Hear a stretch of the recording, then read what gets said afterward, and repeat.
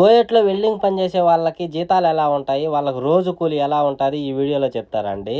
మా ఇంట్లో వచ్చేసి మా బాబా ఒక రూమ్ కట్టిస్తా ఉన్నాడు. ఆల్రెడీ ఇంతకుముందు దివానియా కట్టించినాడు. పెద్దది చూడండి, ఇదే ఆ దివానియా. ఈ దివానియాకి ఎదురుగానే ఒక రూమ్ కట్టిస్తా ఉన్నాడనమాట.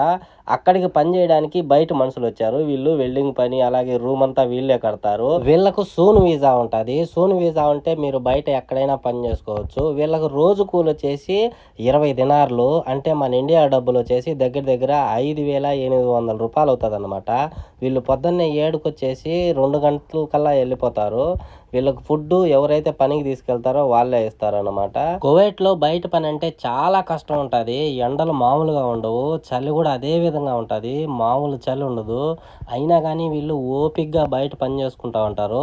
వీళ్ళకేం పెద్దగా మిగలదండి. ఎందుకంటే వీళ్ళు తిండికి అలాగే అకామా, వీళ్ళ ఖర్చులు ఇవన్నీ వీళ్ళే చూసుకోవాలి కాబట్టి వీళ్ళకి నెలకు మహా అయితే ఒక 250, 350 ఇలా మిగులుతుందన్నమాట. పెద్దగా ఏం మిగలదు. నెల పొడవునా పని దొరుకుతుందని కూడా చెప్పలేము. కొద్ది రోజులు ఉంటుంది, కొద్ది రోజులు ఉండదు. సబ్స్క్రైబ్.